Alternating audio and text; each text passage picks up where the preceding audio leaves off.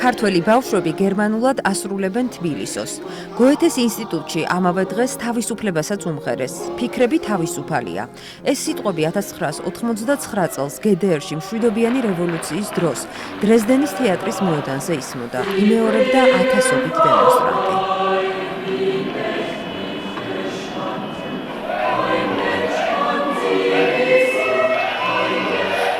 ორი ქვეყნის მეგობრობა 90-იანი წლების დასაწყისიდანვე იწყება. დამოუკიდებელი საქართველო პირველ ნაბიჯებს დიპლომატიაში გერმანიასთან ერთად დგამს. გერმანია პირველი ქვეყანა იყო, რომელმაც საბჭოთა კავშირის დაშლის შემდეგ საქართველოსთან დიპლომატიური ურთიერთობები დაამყარა. Guten Tag, hallo, wie geht's? ეს სამცხე ჯავახეთია. ჯამში კი საქართველოში 60,000-ზე მეტი ახალგაზრდა სწავლობს გერმანულს. განათლება, ინფრასტრუქტურა, უსაფრთხოება, ეკონომიკა, თავდაცვა არ დარჩენილა სფერო, რომელშიც გერმანიამ ამ 30-წლიანი პარტნიორობის დროს თავისი დახმარების ხელი არ გამოგვიწოდა. ჩვენ ვართ პარტნიორები 1992 წლიდან, საქართველოს თანამედროვე დამოუკიდებლობის დასაწყისიდან. გერმანიას განხორციელებული აქვს 1,5 მილიარდ ევროზე მეტი ინვესტიცია საქართველოს განვითარებაში. ხოლო სამეგრელოში, ზუგდიდში გერმანიის მთავრობის დაფინანსებით დანიის ლტოლვილთა სააგენტომ დევნილთა დასახლების მიმდებარე ტერიტორიაზე 100 აღსაზრდელზე გათვლილი ევროპული სტანდარტის საბავშვო ბაღი ააშენა. პროექტი ქვეყნის მასშტაბით დევნილთა დასახლებებში 7 საბავშვო ბაღის მშენებლობასა და 3 სკოლამდელი აღზრდის დაწესებულების სრულ რეაბილიტაციას ითვალისწინებდა. გამარჯობათ. დავინტერესდით, იციან თუ არა ზუგდიდელებმა, რომ მათი პატარები გერმანიის მთავრობის დახმარებით აშენებულ ბაღში სწავლობენ. კონტრასტისთვის გავიხსენოთ ისიც, როგორ იფლანგებოდა ბაღების ასაშენებლად ბიუჯეტიდან გამოყოფილი თანხები ოცნების მიერ. ეს ახლახან თავად ოცნებამაც აღიარა. მოსახლეობის მოთხოვნა იყო, როგორც ადგილობრივი, ისე დევნილი თემის და აშენდა სტანდარტებთან ძალიან მიახლოებული, ანუ ყველას მოსწონს გარემო, სადაც საბავშვო ბაღია, სადაც ჩვენი მომავალი თაობა პოლიტიკურ განცხადებებს არ გავაკეთებთ. ყველა თავის სიტყვაზე თვითონ აგებს პასუხს, ხო? გააკეთა დიარსმა, გერმანულმა ორგანიზაციამ. დანიის საბჭომ დიარს. ვინაიდან ჩვენს ბაღში ბევრი დევნილები არიან, მშობლები ყავს დევნილები, ბავშვები დევნილები და ამიტომ გააკეთეს ჩვენს ბაღზე პრიორიტეტი და არჩევანი და გაგვირემონტეს და გაგვიხადეს ეს ბაღი ძალიან არაჩვეულებრივ გარემოთ.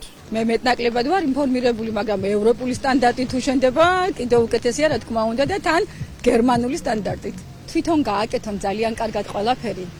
თვითონ თავიანთ საქციელებს დაუკვირდნენ. ხოდა აქედან გამომდინარე, მერე სხვის შეცდომებზე მერე ვისაუბროთ საერთოდ. ეს კი ბათუმია. 2007 წლიდან აქ გერმანიაა მთავარი პარტნიორი ყველაფერში, რაც წყალს უკავშირდება. იქნება ეს სასმელი წყლის გაწმენდა, მომხმარებლამდე მიწოდება, წვიმის წყლის მართვა თუ საკანალიზაციო წყლის წმენდა. გერმანიის მთავრობის დაფინანსებით ბათუმში ჭკვიანი სატრანსპორტო სისტემები დაინერგა.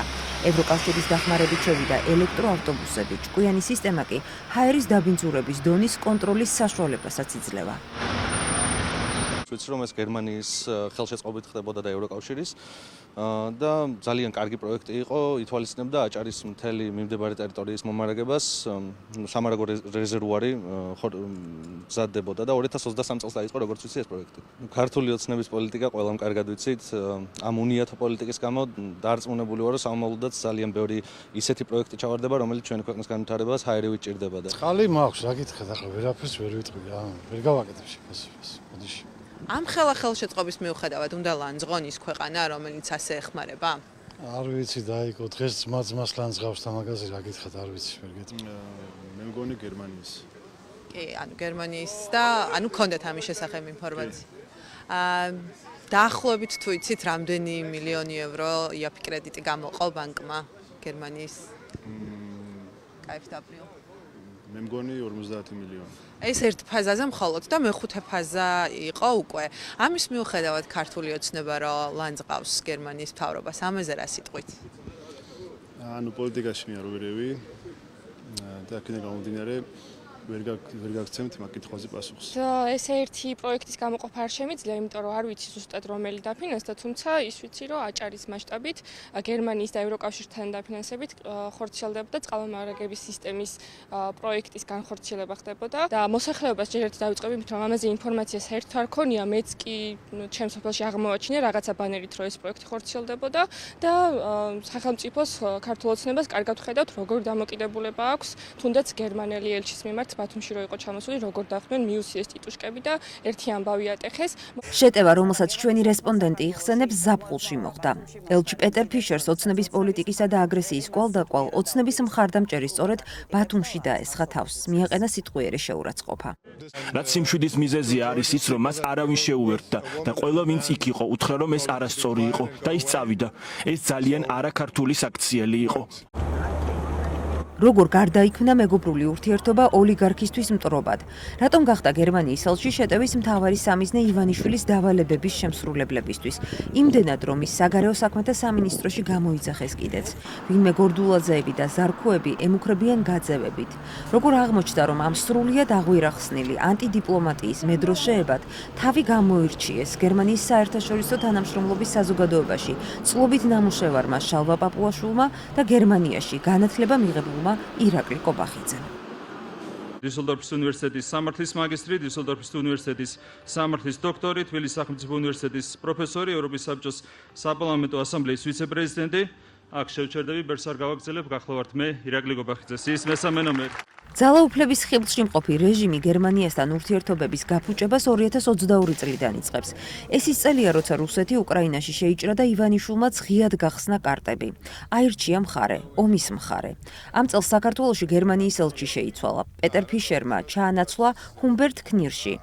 ამ დიპლომატის მიმართ ქვეყნის შიგნით ოპოზიციის ეჭვებს ივანიშვილის ხელისუფლების მიმართ სუბიექტური მიდგომების შესახებ დაემატა ბილდის სტატია. გამოცემამ გერმანიის ელჩის, kniršისა და მისი ცოლის ქართულ ოცნებასთან კავშირების შესახებ დაწერა.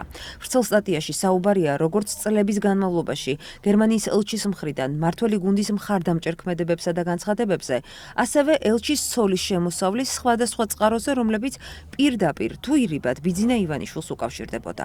ეს ის დროა, როცა ოცნებისთვის გერმანიის ელჩის კრიტიკა ჯერ კიდევ კატეგორიულად მიუღებელი იყო. ანტიგერმანული გამონათქვამები ისმის. სათხართ მედია. ეს არის სირცხვილი და თავის მოჭრა ქართველი ერისთვის.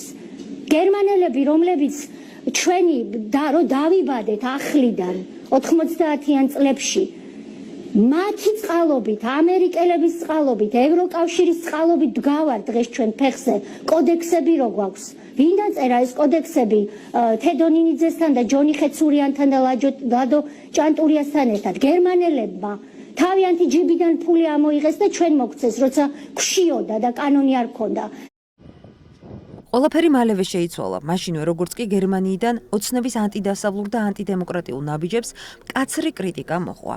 დაძაბულობა იგრძნობოდა ოლაფ შოლცისა და ირაკლი კობახიძის ბრიფინგზე. ეს რუსული კანონის მეორედ შემოbrunების ეტაპია.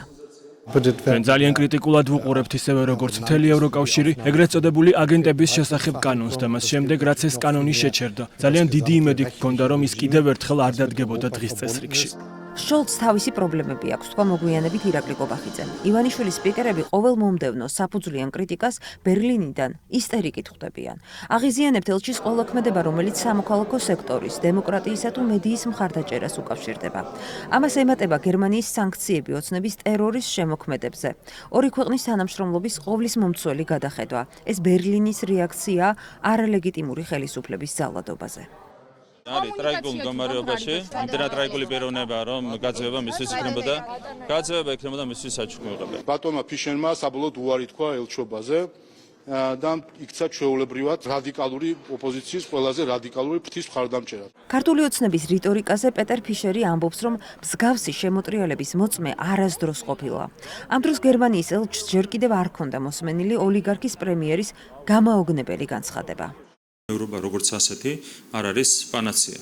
ევროპა იყო ბატონი გებელსიც, ხო, რომელიც ასეთი ტიპის პროპაგანდით გამოირჩეოდა, მართლა გებელსისეული პროპაგანდის გაგრძელება, ეს სამარცხვინო ტყუილების ისტორიულად, პოლიტიკურად და მორალურად არასწორი უწოდა კობახიძის ნათქვამს ელჩმა ფიშერმა. დიპლომატმა, რომელსაც ცხადია გერმანიის მთავრობა უმაგრებს, ზურგს ბოლომდე სცადა საქართველოს მოქალაქეებს გერმანული ფონდებისა და ხელისუფლების მხარდაჭერა არ მოკლებოდა. ოცნებას მიმართა ახალი შემზღუდავი კანონები სახელმწიფოთა შორის უკვე შეთანხმებულ პროექტებს არ შეხებოდა, მაგრამ რეჟიმისგან უარია. რეჟიმი საკუთარ ხალხს სჯის.